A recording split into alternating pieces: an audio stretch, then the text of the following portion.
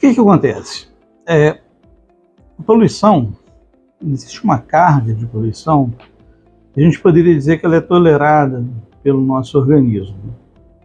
Porque o nosso corpo tem um sistema de defesa para a poluição. O nosso pulmão ele é dotado de um sistema de limpeza, um sistema de higiene, em que uma carga determinada de partículas no ar, o organismo consegue limpar, consegue colocar para fora. Só que isso tem um limite.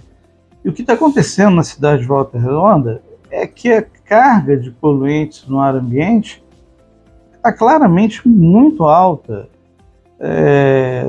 No dia de hoje, em que a gente está fazendo essa gravação, ontem a gente vivenciou um espetáculo mórbido, eu acho, de um vendaval que trouxe uma imagem assim, escatológica, apocalíptica, de nuvens de pó preto se espalhando pela cidade, mostrando que a gente está respirando um ar dos mais poluídos que se pode existir. Um ar que soma uma poluição ambiental já natural, vamos dizer assim, dos automóveis e outros veículos que circulam por aqui, outras indústrias e da siderúrgica nacional, que tem emitido um pó preto muito marcado. E como isso supera a capacidade do nosso organismo de limpeza, esse pó vai se depositando no interior dos nossos pulmões e ele vai agredindo as nossas vias respiratórias. E aí a gente entra vamos chamar assim, uma dupla, que é a agressão versus a sensibilidade genética. Então, tem algumas pessoas que não são susceptíveis e que esse tipo de elemento não traz adoecimento. Mas você pega pessoas vulneráveis, susceptíveis, e aí você pode ter o desenvolvimento de várias doenças. Você pode ter um aumento de doença pulmonar obstrutiva crônica, você pode ter o surgimento a longo prazo de fibrose no pulmão, você pode ter o surgimento a longo prazo de um aumento de incidência de câncer de pulmão, você pode ter a longo prazo uma série de doenças cardiovasculares ligadas a esse tipo de poluição. Agora, um detalhe, né, que é difícil às vezes definir isso, é que o surgimento dessas doenças ele é multifatorial, né? Então tem outras coisas envolvidas, né?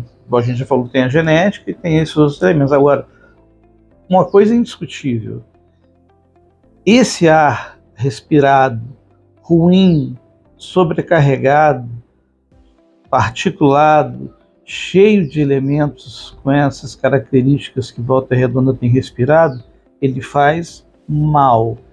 Ele é mais uma peça no tabuleiro da vida a prejudicar a saúde das pessoas.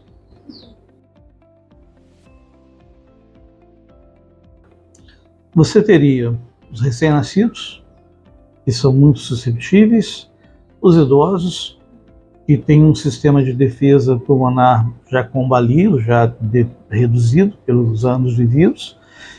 O idoso também tem muita comorbidade, o idoso tem as suas doenças crônicas, às vezes doenças já pulmonares já estabelecidas. As pessoas sensíveis, as pessoas alérgicas respiratórias, para quem esse ar poluído é capaz de desencadear ou piorar crises alérgicas, então isso aconteceria. Você tem tido muita manifestação alérgica respiratória, intensas manifestações alérgicas respiratórias, mais intensas do que você esperaria ter, e pessoas que já têm alguma doença pulmonar de qualquer natureza, são pacientes que vão ter uma susceptibilidade maior a esse tipo de poluição ambiental. E sobre a exposição do ar? Ela pode aumentar e acelerar o desenvolvimento do câncer, da possibilidade de câncer no pulmão? A neoplasia pulmonar, o câncer pulmonar, tem essa questão de ser multifatorial, né?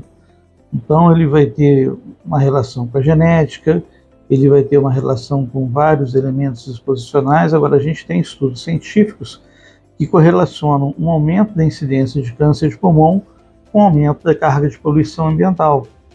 Então a gente tem dados que mostram que em cidades mais poluídas, especialmente dados que vêm da China, tanto que a China de uns anos para cá começou a cuidar da questão ambiental um pouco mais, começou a diminuir a emissão de seus poluentes e começou a trabalhar isso.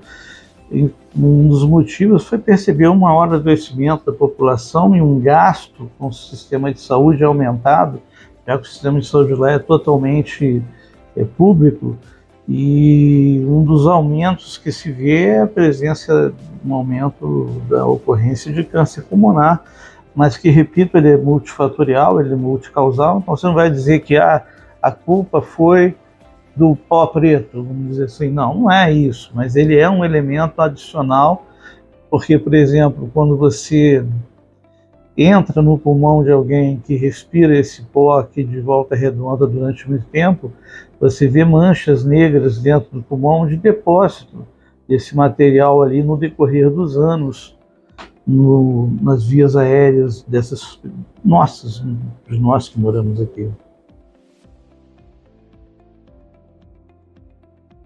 A primeira coisa a dizer sobre isso é que a gente não tem nenhum estudo científico a respeito disso. Então não tem nenhum dado científico dizendo nem que sim, nem que não. Então a gente não pode responder uma pergunta dessa sem embasamento científico. Quer dizer, se eu não tenho um dado técnico, científico, pelo menos que eu conheça, que responda essa pergunta, seria leviano dizer tanto que sim, tanto que não. Além disso, veja bem, a gente tem uma exposição a esse tipo de elemento 24 horas por dia e em todos os lugares. Então não é uma coisa seletiva, né? Esse pó entra na nossa casa, ele está presente quando você está dormindo, ele está presente quando você está fazendo uma atividade física, ele está presente na sala de aula, ele está presente quando você está se alimentando. Quer dizer, você está respirando esse pó aqui nesse momento que a gente está aqui, a gente não percebe, mas a gente está respirando. Quer dizer, se você imagina que você está buscando um benefício, você teria que estar fazendo uma proteção 24 horas por dia. Então é uma coisa muito complicada de ser executada, caso seja algo que pudesse ser benéfico. E outra coisa, por quanto tempo? E outra coisa, a que nível de partículas suspensas no ambiente isso seria benéfico, já que isso varia, isso oscila. O que a gente acha é que os agentes regulatórios, eles indubitavelmente deveriam monitorar isso aí, modular isso daí, para que a carga de poluição ambiental fique, e isso existem dados que estabelecem qual é uma carga de poluente ambiental que o nosso organismo consegue tolerar sem desenvolvimento de doença. Então, o que deveria ser feito seria estratégias de contenção que não deixassem que essa situação ela ultrapassasse a nossa capacidade orgânica de gerenciar isso daí, de limpar o nosso pulmão, limpar nossas vias aéreas. Sempre a gente vai cair num clichê, algumas coisas em comum. Todo mundo que quer cuidar bem da saúde, primeiro, se você tem uma doença crônica, você tem que cuidar bem da sua doença crônica. A sua doença crônica ela é tratável. Então você tem que tratar bem da sua doença crônica para diminuir qualquer tipo de impacto que sua doença crônica possa sofrer, inclusive o impacto de poluição ambiental. Segundo, uma hidratação adequada, regular, uma hidratação satisfatória é fundamental. Uma boa alimentação, uma alimentação equilibrada, com grãos, com frutas, legumes, verduras, isso tudo vai reduzir radicais livres, vai ter efeito antioxidante, vai diminuir a agressão do seu organismo, vai sofrer. A prática de exercícios ao ar livre, especialmente procurando fugir de áreas mais poluídas, fugir de áreas onde o ar presente é um ar especialmente mais carregado, a prática de atividade física regular também vai ser benéfica. Um sono com um tempo de duração, uma quantidade, uma qualidade boa, também vai sair, a pessoa vai sair ganhando com isso. Então, quando eu falo que são coisas clichês, são coisas que nós médicos falamos recorrentemente quando a gente pensa nisso. Assim, você quer envelhecer bem, independente de o que está por fora, o que está externamente te agredindo, você tem que pensar no seu interno, né? O que você pode fazer pelo seu interno. E essas regras são mais ou menos uns mantras que a gente tem que recitar para nós mesmos para conseguir que o nosso organismo passe os anos de forma mais saudável e seja menos suscetível a agressões externas e a gente consiga passar os anos com mais saúde, com mais vivacidade, ficando mais inteiro. Primeiro, a gente espera mesmo, que esses agentes regulatórios eles entrem em campo, e a gente sabe que existem medidas que podem ser tomadas, que podem reduzir essa poluição. Essa poluição ela não tem obrigatoriamente que aumentar. A industrialização ela não é sinônimo de aumento de poluição. Existe um aumento de eficiência nos processos de depuração daquilo que é produzido e, consequentemente, reduz essa carga polucional. Você tem isso como uma possibilidade. Agora, pensando em uma situação onde essa exposição ela é grande e ela aumenta, você vai ter um aumento de doenças cardiovasculares e respiratórias. Então você vai poder esperar um aumento de infarto agudo do miocárdio, doenças coronarianas, um aumento de hipertensão arterial sistêmica, uma prevalência maior de doença pulmonar obstrutiva crônica, uma prevalência maior de doenças alérgicas respiratórias, vai ser mais difícil controlar a rinite, vai ser mais difícil controlar a asma brônquica. Então serão pessoas que vão ter mais dificuldade no tratamento dessas doenças.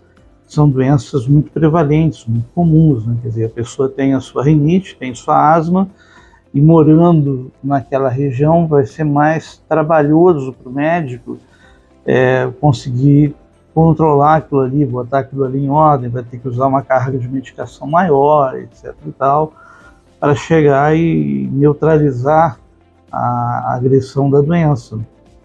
Então é isso que acaba acontecendo, a pessoa acaba tendo uma terapêutica mais difícil de ser eficiente. Agora, repito, o que a gente espera é que o Brasil vá avançando em direção ao primeiro mundo, vamos assim dizendo, e nesse avanço ele caminhe de mãos dadas à industrialização e a questão ambiental sendo vista como uma prioridade a ser trabalhada junto com essa industrialização. É isso que a gente gostaria de ver acontecendo no nosso país.